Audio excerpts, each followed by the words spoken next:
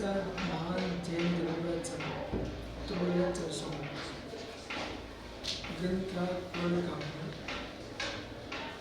71वें परिचय में समझा रहे हैं। व्यक्ति के व्यक्तित्व का बोध होता है मुखाकृति से। आपके मुख पर सब लिखा होता है, भूत भविष्य वर्तमान। कितनी ज्योतिषों से मिलने जाओ, पूछने जाओ, वो उनका ज्योतिष का विषय अपना है। फलित ज्योतिष, गणित ज्योतिष, फलित ज्योतिष, गणित ज्योतिष। फलित में आदेश होता है, गणित में गणित निकाला जाता है। लेकिन शकुन शास्त्र में शकुन का बोध होता है, सामुद्रिक शास्त्र भी होता है। तो सामुद्रिक शास्त्र स्वर व्यंजन का बोध होता है। तिल, मसा, भोरी आदि नेत्रों का आकार, नाक, कान आदि अवयवों को देख करके, मुंह को देख करके चलता है। ये ठीक है। तुम्हारे पेट की बात को कैसे जाना है? ये भूत भविष्य की बात बता रहा था, ज्योतिष खगोल भूगोल से बता रहा है, लेकिन पेट की बात को कैसे जाना है? और पेट में क्या चल रहा है? तो पेट में चल रहा है, मन में क्या चल रहा है? तो उसके लिए व्यक्ति की मुखाकृति से मालूम चल जाते कि प्रसन्न है, मुदित है, रुष्ट है, भूखा है, प्यासा है कि खा पी के बैठा। ठीक है, भूखे होने पर भी आनंदित है, चेहरे पर सब लिखा है। व्यक्ति की आंखों में अमृत टपकता है, व्यक्ति की आंखों में जहर टपकता है। इसलिए आंखें ठीक नहीं करना चाहिए, चेहरा ठीक नहीं करना चाहिए, मन ठीक कर लो ना, ये सभी ठीक हो जाते हैं। जो व्यक्ति आंखें ठीक करना चाह रहे हैं, कोई चेहरे ठीक करना चाह रहे हैं, कोई क्रीम लगा के, पाउडर लगा के, जैसे बने वैसे गोरे दिखाना चाहते, कुछ नहीं। आप मन को ठीक रखो, ये चेहरा अपने आप सुंदर हो जाता है। इसलिए यहाँ पर कह रहे हैं मुखाकृति से मन को ठीक करना। मन ठीक हो तो सब ठीक हो जाता, लेकिन मन को ठीक कैसे करें? मन को ठीक करने के लिए तत्व ज्ञान चाहिए, सतत तत्व ज्ञान, वस्तु स्वभाव का निर्णय। जिसके पास मजबूत है उसका मन बिगड़ ही नहीं सकता। जैसे जिसके पास कवच मजबूत है और टोप अच्छा है, अब कितनी बाण छोड़ो सामने से, उधर से बात को नहीं कर पा रहे, अस्त्र शस्त्र, क्योंकि हमारा कवच मजबूत है। ऐसे जिसके तत्व ज्ञान का कवच मजबूत है, विपत्तियां तो आएंगी।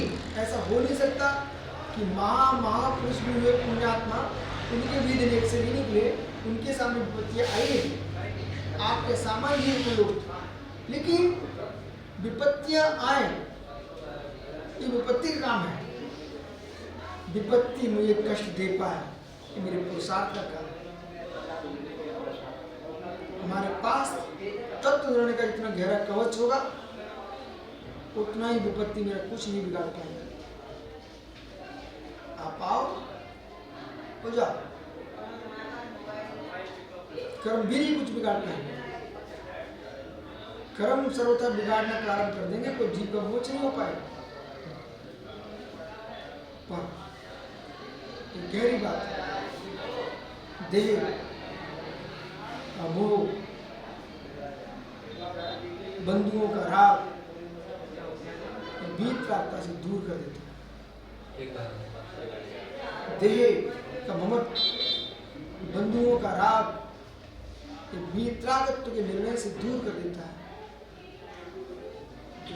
वीतरागता के निर्णय तभी हो पाएगा आप पूर्ण निवृत्त हो जाएंगे। पूर्ण निवृत्त हो जाएंगे तो आपको झलकेगा वस्तु स्वभाव। पूर्ण स्वस्थ आदमी इष्ट के वियोग पर बीमारी से दिखने लगता है। ये बीमारी कहाँ से आ गई?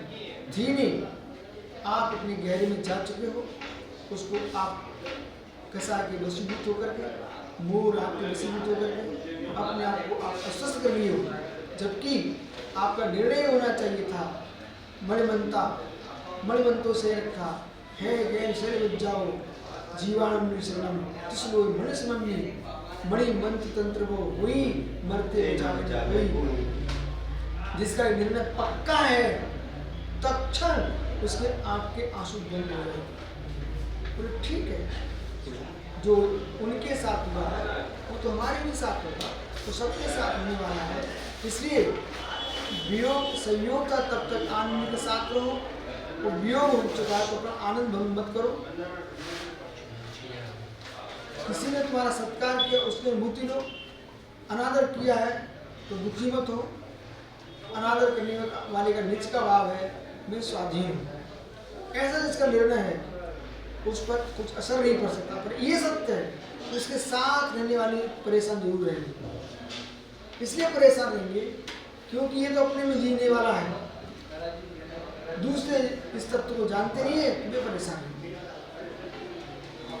आइए, तो आपके चेहरे पर मुखाकृति सब कुछ बता देती है, इस बात को आचार्य महाराज कह रहे हैं। और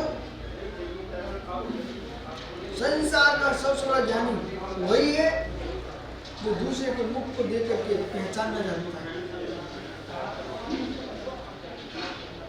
सकृते राधिष्ठा भावं मानसस्तं बुद्धं भवेच्छ्वान्तं दृष्टिविज्ञानेन्द्रियतता।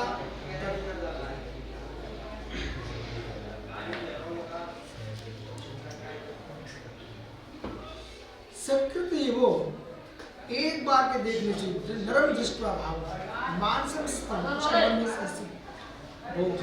यदक्षमा चतुर्था उस व्यक्ति के ज्ञान उसके नृत्य किस काम के, तो एक बार आगे एक दूसरे के मन के भावों को नहीं भाप सकती, नहीं जान सकती है, उनकी आंखों की विशेषता क्या है, उनकी आंखों की विशेषताएं क्या। जो आंखें दूसरे के आंखों को अंदर के विषय को नहीं जान पाए, वे आंखें कांच के गोलक में। इसलिए नेत्र वे श्रेष्ठ हैं जो आंखें दूसरे की आंखों को देख करके उसके आत्मा के अंदर के भावों को जानते हैं, वे नेत्र उत्कृष्ट नेत्र ज्ञाता। भिन्नवर्णं स्मायोगा विनिक्तं यत्रो यथा लोकानां वक्त्रं व्यक्ति स्मारसम्। आहा, क्या हार्दिक बाबू, क्या सूत्र लिखा है। वक्त्रं व्यक्ति मानसम। वक्त्र में चेहरा चेहरा चेहरा, ये वक्त्र ही व्यक्ति के व्यक्तित्व का बोध करा देता है बाबू। ये वक्त्र ही तुम्हारे सारे वक्तों का ज्ञान करा देता है, चेहरे पर लिख के आ जाता है। जैसे आजकल बड़ी बड़ी सिटियों में गाड़ियां चलती ना, वे चलती रहती है और उसके पीछे आता रहता है, इस स्टेशन पर रुकेगी तो यहाँ पर जाएगी, ऐसे जाएगी, सब लिखा रहता है, वो मिटता रहता है, लिखता रहता, चलती जाती है। देखा आपने? तो ऐसे ही जैसे तुम्हारे भाव अंदर चलते जाते हैं, चेहरे पे लिखते चले जाते हैं। अब ये करने वाले ये सोच रहा है, ये सोच रहा है, ये सोच रहा है। सब जीवन कितना क्षणिक है। क्षणिक जीवन में व्यक्ति महान काम नहीं कर पाए तो धिक्कार हो। अल्प द्रव्य से महान काम कर ले, वे धन्य। अल्प व्यय में भी जो श्रेष्ठ महाव्रत धारण करेंगे, धन्य लोग, धन्य। महावताम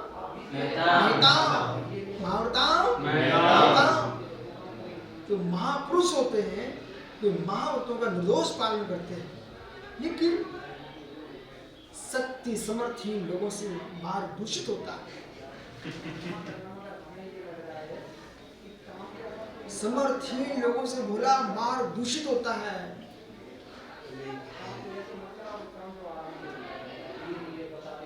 शक्तिहीन लोगों से मार्ग दूषित होता है। बुद्धिहीन लोगों से विद्यालय बदनाम हो जाता है। धनहीन लोगों से दान बदनाम हो जाता है। पैरों के लंगड़े लोगों से यात्रा दूषित हो जाती है। नेत्रों के अंधे लोगों से दर्पण बदनाम हो जाता है। और भाई ये कौन भगवान आत्मा है, इसको कौन अंतरा मत डाल। इसलिए ज्ञान होना चाहिए, निर्णय होना चाहिए। जितना कम बोलोगे, अधिक सुनोगे, कम खाओगे, गम खाओगे, तुम्हारा सम्मान बढ़ेगा। सम्मान बढ़ेगा। जितना व्यक्ति बकवास करेगा, अनावश्यक बोलेगा और पेट से अधिक खाएगा, पेट से अधिक खाएगा, असमय में ऊपर जाएगा, अपयश को पाएगा। कम बोलो, कम खाओ, आनंद के जीवन जी बराबर। और जीवन का जो निर्णय है विनय भाई, जीवन को निर्णय है, एक प्रशंसा का विषय, सत्य बोलो, सुनिए ध्यान से।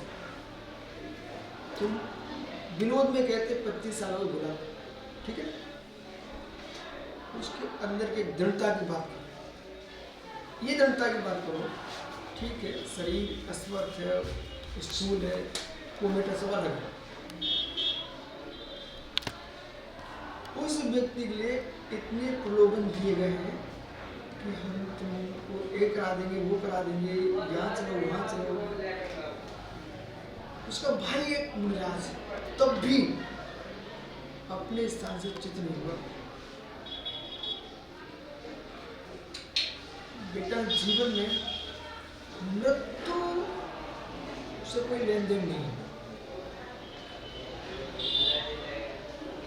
वे लोग सफल होते हैं वर्धमान राम जैसे, महावीर जैसे, तो एक निर्णय के बाद जीवन को श्रेष्ठ निर्णय करते हैं, उसे बदलते हैं। मृत्यु के साथ हाथ मिला लेना और जीवन के निर्णय नहीं।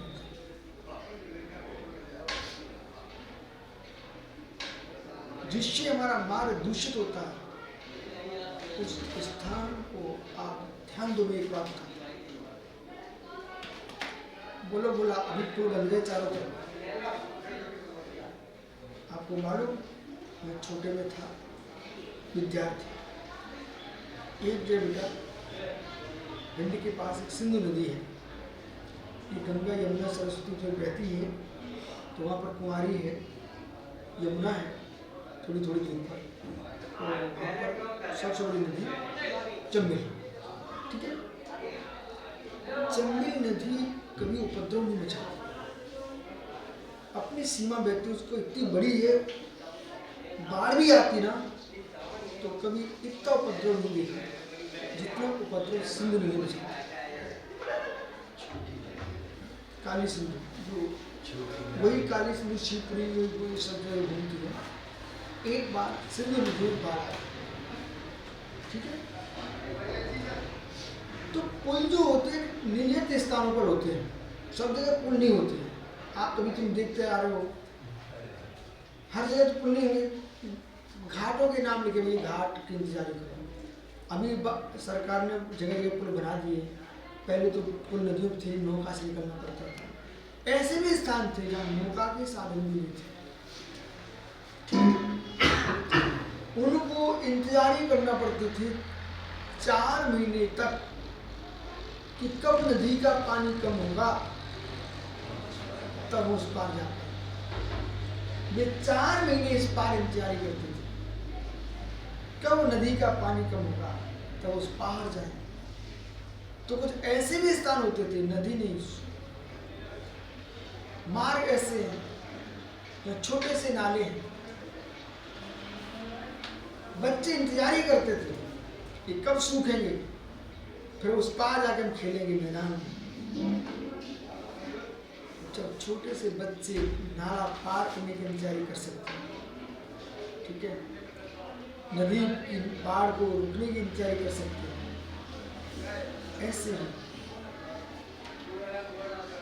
तेज परे सूर्य का सूख जाए फिर मैं सुख से पार हो जाऊं।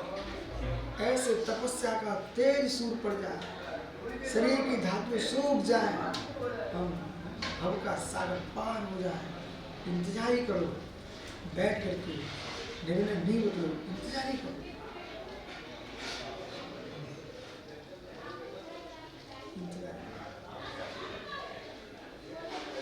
दो दिन के दूसरे के सुख दुख मर्यादा तोड़ के निकल जाए, ऐसे काम नहीं सीखे। जिस मार्ग पर चले उस मार्ग पर चलते ही रहना, चलते ही रहना, चलते ही रहना, चलते ही रहना। मकड़ी भी अपने जाल को नीचे गिराती है, वो जमीन पे आती है, उसी जाल के बल पर पुणे छत पर पहुंच जाती है। तो भाव है, नीचे गिरते हैं। जैसे आप देखो मकड़ी को, वो ऊपर छत से गिरती मकड़ी नीचे आ गई और धीरे से अपनी उसी जाल को लेकर के छत पर पहुंच जाती है। तो जिस भावों के जाल से हम नीचे गिरते हैं, उन्हीं भावों के जाल पर हम ऊपर जा सकते हैं। बराबर बोल बालक आशी भाई, बराबर। मकड़ी को देखा, अपनी जाल से ऊपर जाते देखा, तो भावों के जाल किसके हैं? स्वयं के हैं। जिससे हम नीचे आए हैं उसी से ऊपर जाएंगे। मुखापति बे आंखें श्रेष्ठ, जो आंखें दूसरे की आंखों को पहचान न जानती है। बे आंखें आंखें होने पर भी नहीं है, तो दूसरे की आंखों को बिना पहचाने अपनी आंखें सौंप देती है। वे लोग जीवन भर होते हैं, जीवन भर होते हैं। ऐसा जीवन जियो अंतिम शास्त्र पश्चाताप का आंसू। ऐसा जीवन जियो अंतिम स्वास्थ्य पश्चाताप का आंसू।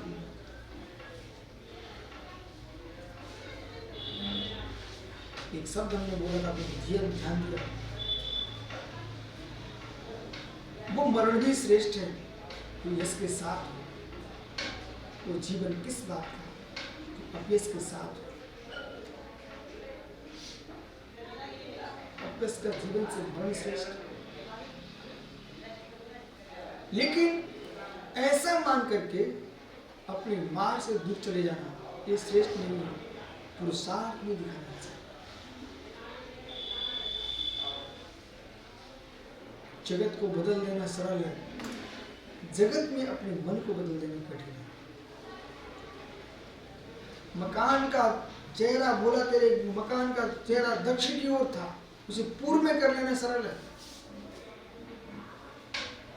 लेकिन भाव नीचे कर रहे थे, वो ऊपर कर रहे थे।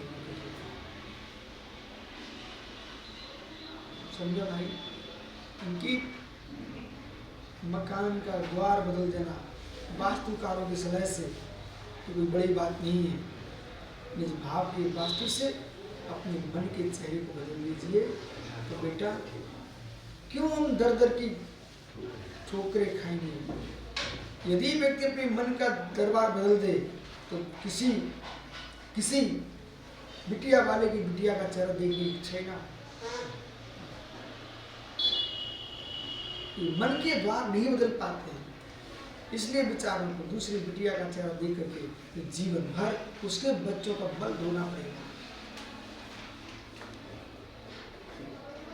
ये सत्य है? बोलो मुख से सत्य है? ठीक, बराबर। इसलिए मैंने उन लोगों को छुट्टी कर दी है जो यहाँ मेरी शक्ति छीन करते हैं। मतलब यहाँ बैठ करके और मन लगता नहीं, चेहरा बिगाड़ते हैं, सबकी छुट्टी करती है यहाँ, वो मात्र बैठो, हम जब तक बोले बोलने दो, तुम पढ़ो, वो आनंद के साथ सुनो।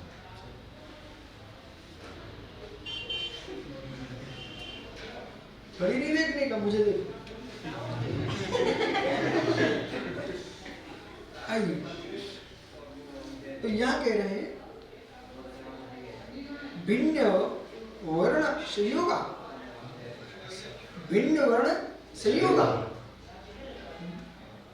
विनक्त्यम स्फटिको यथा। स्फटिक मणि क्या मूल रहस्य देखना तो मूल बद्री जाओ, विशाल विशाल जिन प्रतिमा है, इधर दीपक रखते उधर दिखाई देता है। तो स्फटिक मणि जिसका अपना रंग बदल कर, अपना रंग बदल के पास के पदार्थ का रंग धारण कर लेता है, ये मूल रहस्य बता है। अपना रंग बदल करके पास का रंग प्राप्त कर लेता है। जैसे लाल पुष्प रख दिया तो स्फटिक का रंग कैसा होगा? लाल होगा। पीला रख दिया पीला, श्वेत रख दिया श्वेत, हरित रख दिया तो हरा। तो ये स्फटिक मणि ना, वो कह रहे हैं कि भिन्न वर्ण समाय होगा, भिन्न वर्ण के योग को प्राप्त करके विनक्तम स्फटिको यथा। जैसे स्फटिक अपना रंग बदल करके वो पास के पदार्थ का रंग धारण कर लेता है। बहुत गहरा विषय, एक रहस्यमय विद्या बता है। स्फटिक अपना रंग बदल करके दूसरे के रंग में ढल करके फिर भी अपने में रहता है।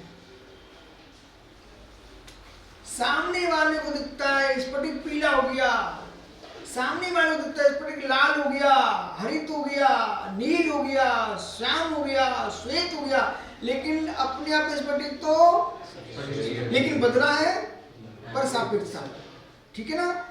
उसी प्रकार से तथैव यानी उसी प्रकार से सर्वलोका नाम, संपूर्ण लोकों में यदि किसी के अंदर का रहस्य में लाना है तो स्फटिक बन के जाओ, उसी के रंग में रंग जाओ, तो लोग कहेंगे जो मेरा हो गया है, और हम तो जो है सो है। जहाँ जाओ वहां जैसे ढल जाओ, बाहर में सबसे मिलके रहो, पर भीतर में मैं जो हूँ आओ ज्ञानी। वक्तृ व्यक्ति मानस मनुष्य की मुख मुद्रा ही बदल जाती है, और जैसे बात होती है उसी को प्रकट करने लगती है। आहा, सुनो गहरी बात। जैसे हर व्यक्ति कहता है नीला स्फटिक, नीला स्फटिक, नीला। कैसा दिख रहा है स्फटिक? कैसा दिखता है स्फटिक? नीला, क्योंकि फूल नीला है इसलिए नीला दिख रहा है। हर व्यक्ति कहता है स्फटिक श्वेत पीत। ऐसे ही तुम इतने बदल जाओ, इतने बदल जाओ,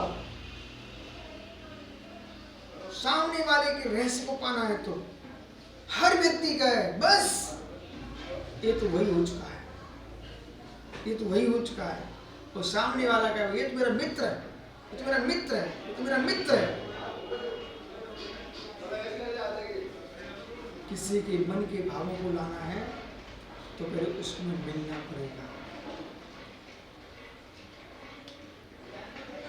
जब तक मिलोगे नहीं तब तक दूसरे के अंदर की बात ला नहीं पाएगी।